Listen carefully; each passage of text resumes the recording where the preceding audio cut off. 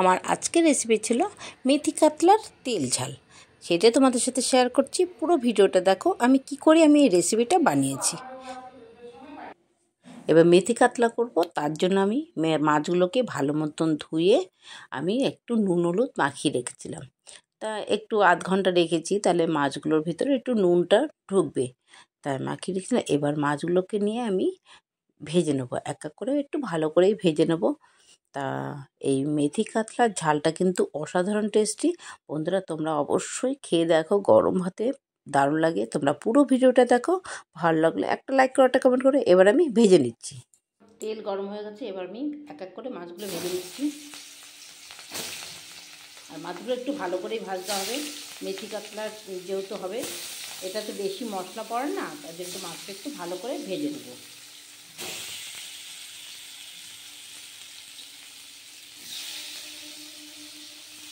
করব তার জন্য এখানে টমেটো আর লঙ্কা পেস্ট করে নিয়েছি।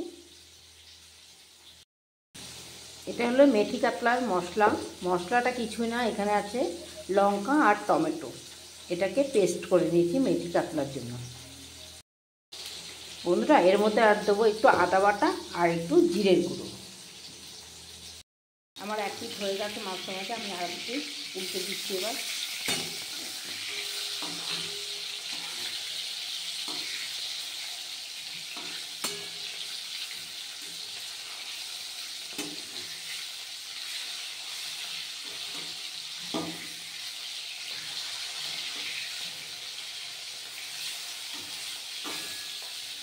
বন্ধুরা তোমরা আমার ভিডিওটা তোমরা কি কোথা থেকে দেখছো অবশ্যই আমাকে কমেন্ট করে জানাবে, তাহলে আমি তোমাদের অনেক অনেক ধন্যবাদ দেবো। দিয়ে দিচ্ছি জিরের গুঁড়ো,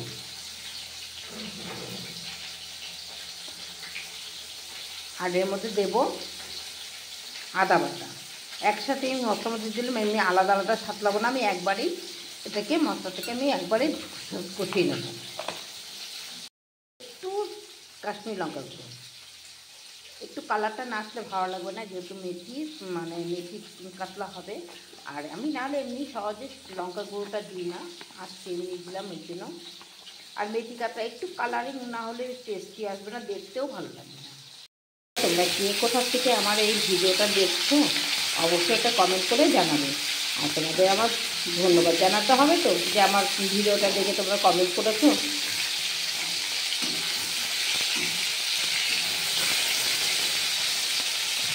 আগে তো মাছ ভাজা হয়ে গেছে আর কি, এবার এটা নামিয়ে আরেকবার মাছ ভেজে নেবো।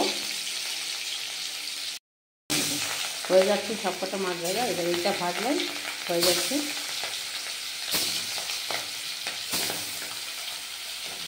তোমরা কিন্তু পুরো ভিডিওটাই দেখো, কেউ স্কিপ করো না। আমি জানি অনেকেই পুরো ভিডিও দেখে না, তোমরা কিন্তু পুরো ভিডিও দেখবে। আর কীরকম লাগলো অবশ্যই কমেন্ট করে জানাবে যে তোমাদের রেসিপিটা কীরকম লেগেছে। মাছটাও হয়ে গেল, এবার আমি এই মাছটাও নামিয়ে নিচ্ছি।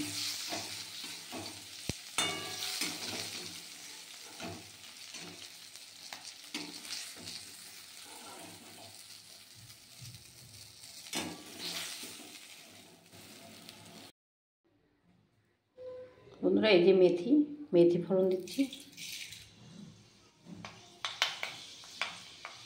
মেথিটা একটু লাল করে একটু ভেজে নেবো, বেশ সুন্দর একটা গন্ধ আসে, তখন আমি মশলাটা দিয়ে দেবো।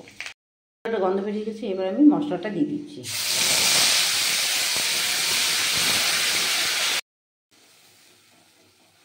মেথি ভাজাটার না এত সুন্দর একটা গন্ধ বেরোয় না, তার মধ্যে মশলাটা বলে গন্ধটা আরও সুন্দর হয়ে যায়, দারুণ একটা গন্ধ বেরিয়েছে। হলুদ,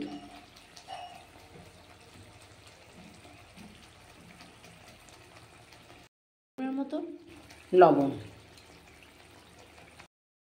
বন্ধুরা রান্না যখন করবে না, একটু তেল বেশি দেবেন আর একটু হলুদটা একটু বেশি দেবেন, দেখবেন কালারটা এত সুন্দর আসে কি বলবো।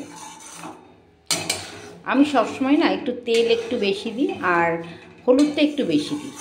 এটা একটু শুধু সত্যি কথা কি বলবো, আমরা তো তেল মশলা খাই না, ভিডিও করলে একটু তখন তেল মশলা একটু বেশি না দিলে, কালারটা সুন্দর না আসলে ভালো লাগে না, লোকের চোখে না যে লাগবে কী করে বলো। তার জন্য তখনই একটু হলুদ বেশি দিই আর একটু তেল বেশি দিই। তেলটা ভালো মতো গরম করে হলুদটা দিয়ে দিলে না কালারটা খুব সুন্দর আসে। এই জলটা শুকিয়ে যখন আমার মশলাটা দিয়ে তেল বেরিয়ে আসবে তখন আমার মশলাটা কষানো হয়ে যাবে। তা তেল না ছাড়লে তো মশলা কষানো হয় না।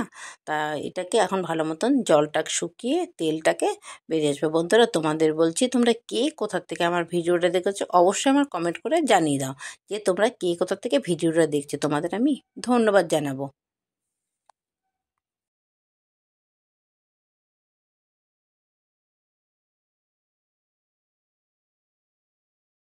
বন্ধুরা দেখো, আমার কিন্তু দেখো তেল বেরিয়ে এসছে পুরো সাইড দিয়ে। মশলাটা কিন্তু বেশ কষানো হয়ে এসছে, গন্ধটা কিন্তু সুন্দর বেরিয়ে এসছে। দেখেছো যে তেল ছেড়ে দিয়েছে।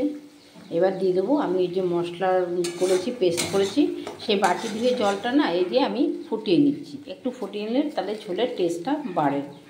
ঝোল তো হবে না, একটু গামাকা মাখা মাখা হবে, কিন্তু খেতে খুব ভালো লাগে। তাহলে বন্ধুরা, আমি কিন্তু আগে যেটা মানে আগে প্রথম দেখেছিলাম এক জায়গায় যে মেথি ফোড়নের কাতলা, রুই কাতলা বলো যাই বলো, সেটাতে না কোনো জিরে বাটা আদা বাটা দেয়নি। তা আমি ওরকম করেও খেয়ে দেখেছি, কিন্তু ওটাও ভালো লাগে। ওটা একটু বেশ তেল ঝাল হবে, আর কিছু লাগে না, বেশ মোচা মোচা ভাত দিয়ে খাওয়া হয়ে যাবে।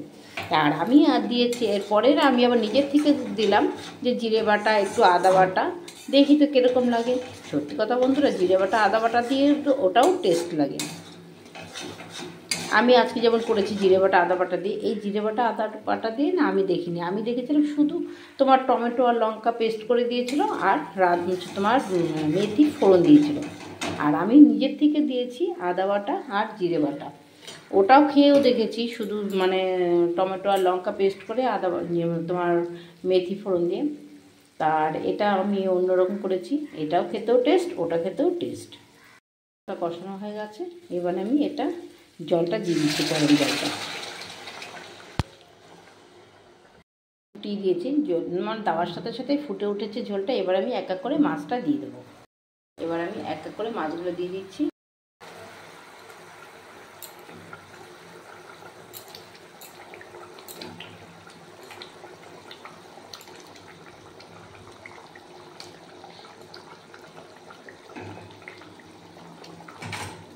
মাছগুলো দিয়ে দিচ্ছি। আর এই মাছের ঝালটা খেতে দারুণ লাগে বন্ধুরা, তোমরা খেয়ে দেখো। আর নামানোর সময় একটু শুধু ধনে পাতা দেবো, গরম মশলা দেবো না, ধনে পাতা দিয়ে নামিয়ে দেবো।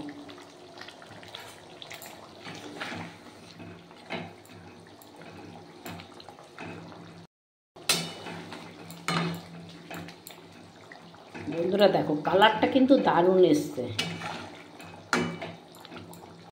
এটা একদম শুকিয়ে ঝোলটা একদম গামাখা গামাখা হয়ে যাবে বন্ধুরা। ঝালটা কিন্তু খেতে দারুণ লাগবে বন্ধুরা। দেখো খুব একটা টেস্টি। দেখো আমার কিন্তু মাছের ঝালটা হয়ে যাচ্ছে। এবার আমি দিয়ে দেবো ধনে পাতা।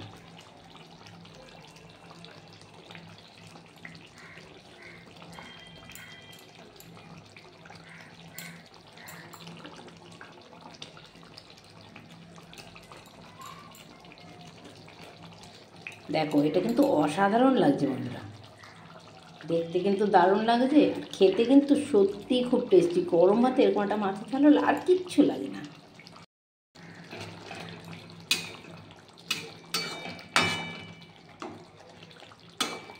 ধনে পাতাটা দিয়েছি, এবার একটু ঢেকে রাখবো, বেশ গন্ধটা সুন্দর আসবে।